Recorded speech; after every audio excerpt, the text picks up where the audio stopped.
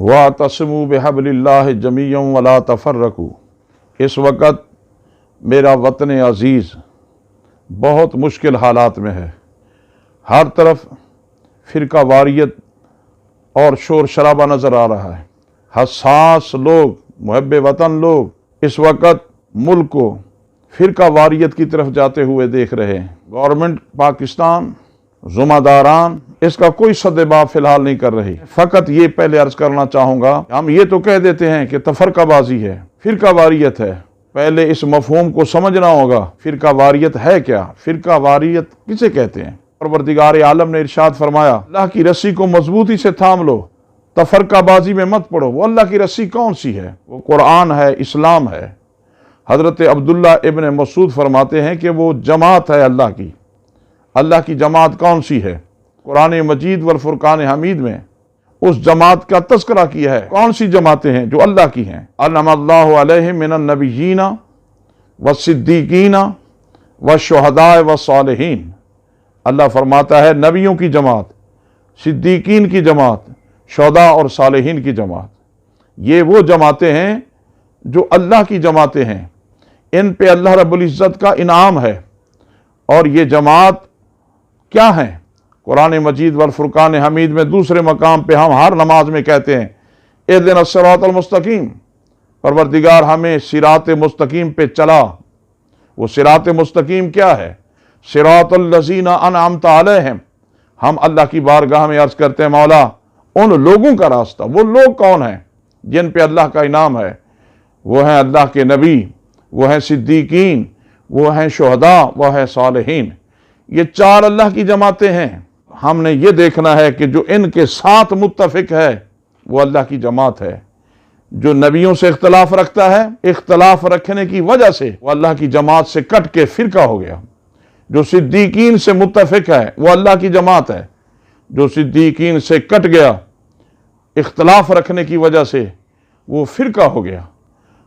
صالحین اور شہداء یہ اللہ کی جماعتیں ہیں۔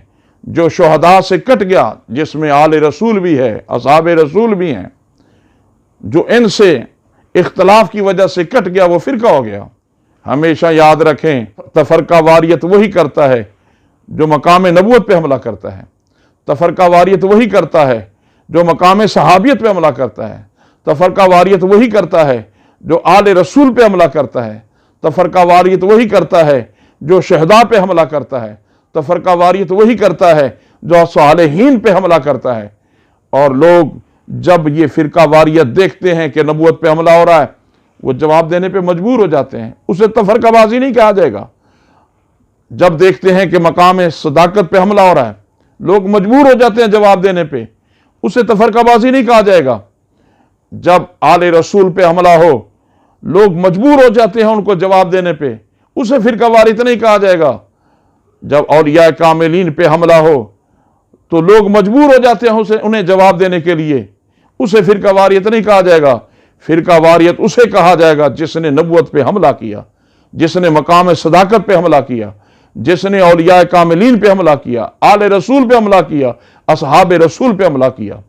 اس وقت ہر شخص کی ذمہ داری ہے، یہ ملک عزیز بڑی قربانیوں سے حاصل کیا ہے، یہ ہمارے پاس امانت ہے، اپنے بزرگوں کی، اللہ اور اس کے رسول کی امانت ہے۔ اس کی ہم نے بھرپور طریقے سے حفاظت کرنی ہے۔ یہ ہمیں جان سے بھی زیادہ عزیز ہے۔ لیکن صدیق اکبر پہ حملہ ہو، آل رسول پہ حملہ ہو، اصحاب رسول پہ حملہ ہو، اولیاء کاملین پہ حملہ ہو، ہم اپنی جانیں بھی دینے کے لیے تیار ہیں۔ کیوں؟ اس لیے کہ یہ ہمارے ایمان پہ حملہ ہے۔ یہ گورنمنٹ آف پاکستان کی ذمہ داری بنتی ہے وہ دیکھیں کہ ان کے پیچھے کون لوگ ہیں جو فرقہ واریت کو ہوا دے کر پاکستان کے استحکام کو ختم کرنا چاہتے ہیں۔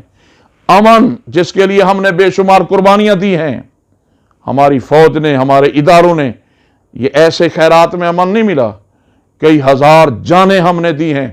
اس وقت ہمیں چاہیے کہ ہم اس کا سدباب کریں۔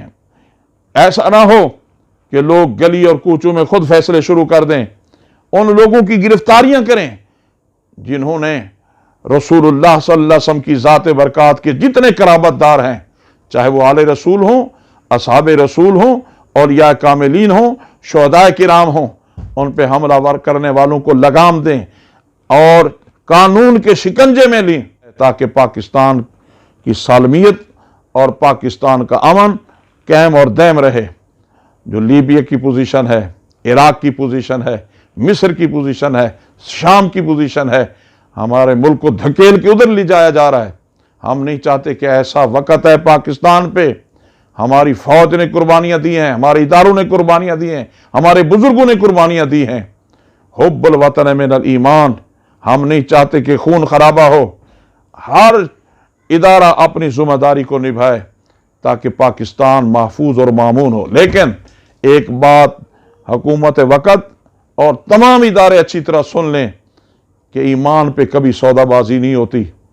یہ ضرور ہے کہ اہل سنت نے ہمیشہ رواداری رکھی ہے، آج بھی ہم کہہ رہے ہیں کہ اس رواداری کا جو قلعہ ہے اسے توڑو نہیں، وہ کیمرے چند سرپسند عناصر ایسا کر رہے ہیں، انہیں آہنی سلاخوں کے پیچھے پھینکا جائے۔